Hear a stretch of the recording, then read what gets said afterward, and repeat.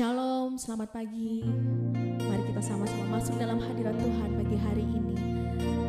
Dialah juru selamat kita, Dia yang berjalan dengan kita saat di lembah kelam. Dia tidak pernah meninggalkan hidup kita. Haleluya Yesus. Walau ku harus berjalan dalam lembah kekelaman, perlindungan-Mu, oh Tuhan, nyatalah bagi hidupku. Tiada pernah sedetik pun, tiada pernah Kau tinggalkan. Sungguh mulia dan sempurna, hanya Kau layak disembah. Yesus, Engkau juru selamatku, dalam janji-Mu kemenanganku. Selamanya akan ku nyatakan besar setia-Mu, Tuhan, di hidupku.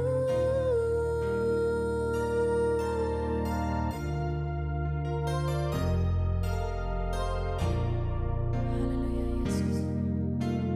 Walau ku harus berjalan dalam lembah kekelaman, perlindungan-Mu, oh Tuhan, nyatalah bagi hidupku. Tiada pernah sedetik pun,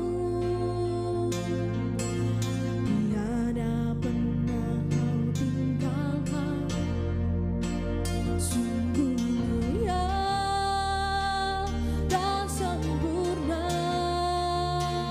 hanya Kau layak disembah. Yesus, Engkau juru selamatku, dalam janji-Mu kemenanganku. Selamanya akan ku nyatakan besar setia-Mu, Tuhan, di hidup. Yesus, Engkau juru selamatku, dalam janji-Mu kemenanganku. Selamanya akan ku nyatakan besar setia-Mu, Tuhan, di hidup. Yesus, Engkau juru selamatku,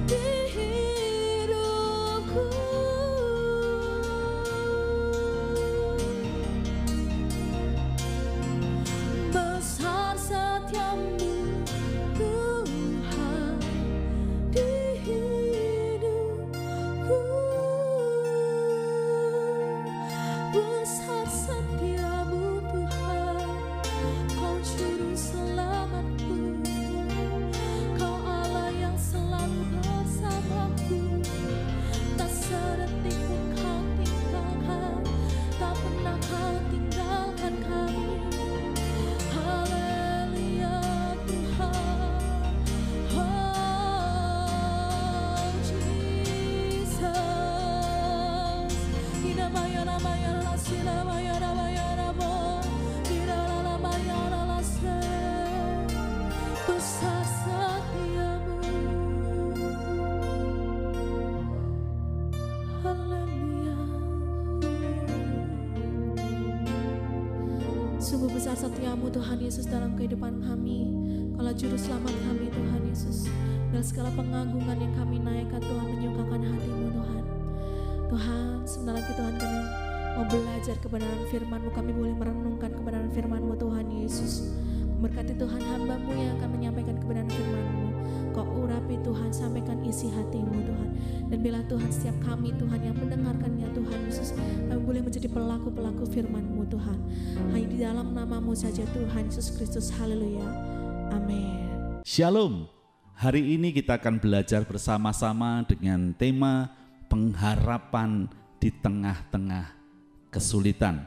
Mari langsung saja saya mengajak setiap kita membuka Mazmur 126. Kita akan baca dari ayatnya yang kelima dan yang keenam. Mazmur 126 ayat yang kelima dan keenam, demikian bunyi firman Tuhan. Orang-orang yang menabur dengan mencucurkan air mata akan menuai dengan bersorak-sorai. Orang yang berjalan maju dengan menangis sambil menabur benih pasti pulang dengan sorak-sorai sambil membawa berkas-berkasnya.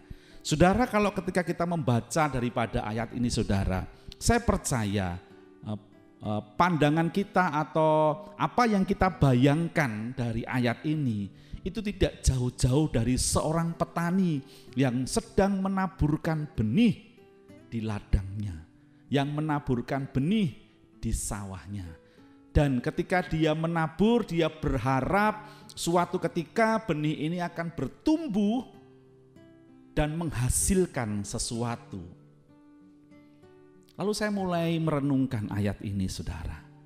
Berarti kalau seperti seorang petani yang menabur, ya, saya mulai membayangkan seorang petani itu ketika dia akan menaburkan benih, dia nggak mungkin dengan serta-merta dia datang ke sawah dengan membawa benih yang dia persiapkan sampai di sawah atau sampai di ladang, lalu dia mulai melempar benihnya. Ya, lempar sana, lempar sini.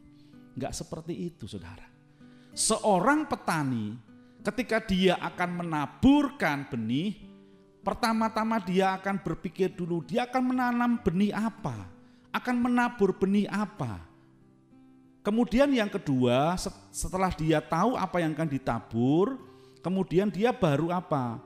Memikirkan media tanamnya akan seperti apa. Kalau sekarang enak saudara, ada berbagai macam cara menanam, ya, ada yang di sawah, di ladang, bahkan ada yang pakai hidroponik di dalam pot dan sebagainya. Tetapi coba kita bayangkan seorang petani yang akan menaburkan benih padi di sebuah sawah. Tentunya dia akan datang ke sawah yang akan dia jadikan media tanam. Apa yang dia lakukan pertama kali? Dia akan melihat kondisi tanahnya. Dan ini seringkali saya lihat, saya amati ketika seorang petani akan menaburkan benih padi. Dia di sawah, lalu dia mulai apa? Mulai mengairi sawah yang akan dia tanami itu. Setelah diairi beberapa saat, lalu dia mulai apa? Membajak sawah itu. Semua dibajak sedemikian rupa.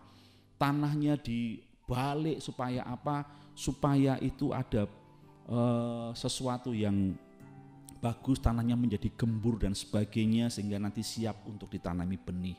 Setelah selesai dibajak, bukan serta-merta langsung diberikan benih padi. Dia tunggu beberapa waktu, kemudian diairi lagi. Ya, setelah diairi, tanah mulai sudah dari yang dibajak mulai lembut dan sebagainya, ya. Kemudian sampai menunggu airnya benar-benar berkurang dan seperti kayak lumpur seperti itu, dia mulai apa? Mulai menaburkan benih.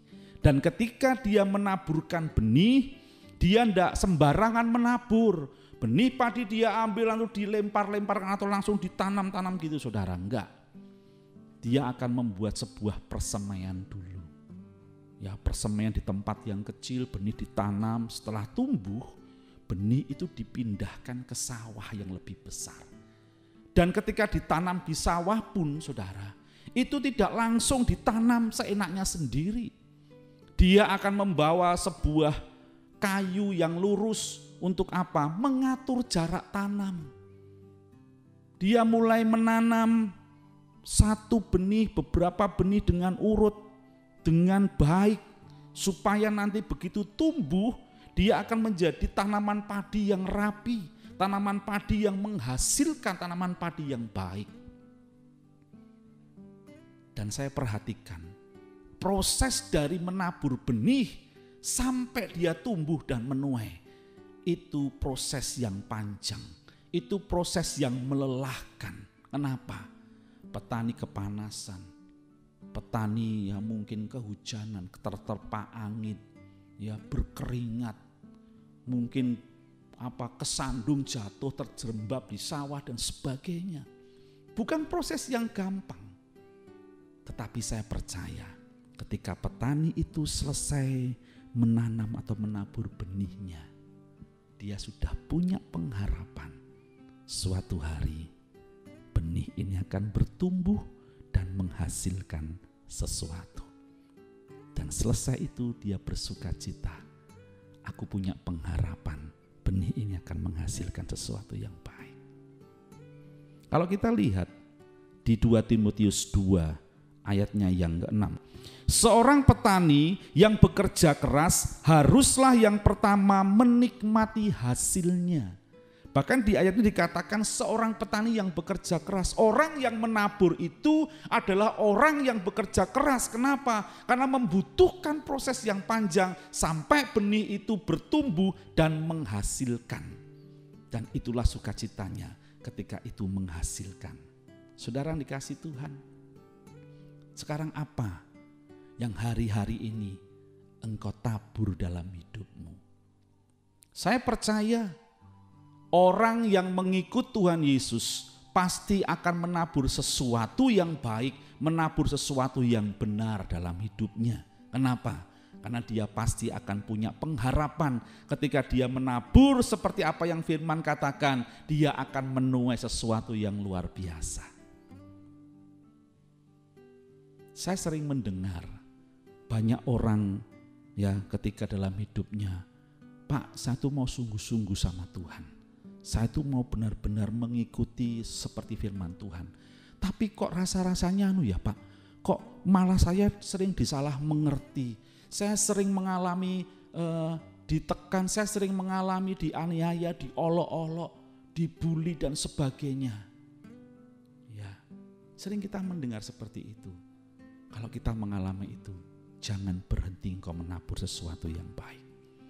Kalau engkau disalah mengerti, ampuni saja orang yang menyalah mengertikan sama hidup kita. Mengasihi, tetap mengasihi. Saya percaya suatu ketika waktu Tuhan datang, benih itu menghasilkan, kita pasti akan bersorak-sorai. Mungkin hari-hari ini ketika kita menghadapi tantangan, kita sering menangis. Kita menangis, ya, rasanya berat. Tuhan, kenapa tantangan yang datang dalam hidupku begitu berat? Tetapi ketika engkau tetap berjalan maju, tetap engkau menabur benih dengan sungguh-sungguh, menabur kehidupan yang terbaik dalam hidupmu, menabur firman Tuhan dalam hidupmu, saya percaya kita akan menuai dengan sorak-sorai apa yang kita taburkan. Hari ini apa yang kau tabur, engkau akan tuai.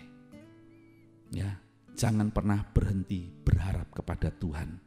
Dalam Ibrani 6 ayat 19, pengharapan itu adalah sauh yang kuat dan aman bagi jiwa kita yang telah dilabuhkan sampai ke belakang tabir. Roma 5 ayat 5 berkata, dan pengharapan tidak mengecewakan karena kasih Allah telah dicurahkan di dalam hati kita oleh Roh Kudus yang telah dikaruniakan kepada kita. Untuk itu mari hari-hari ini tetaplah menabur yang terbaik, menabur yang benar dalam hidupmu. Walaupun sulit, walaupun kau sampai menangis sekalipun, pasti engkau akan menuai dengan sorak-sorai. Demikian bunyi firman hari ini, biar menjadi kekuatan bagi setiap kita dimanapun berada, dan Tuhan Yesus memberkati kita. Amin.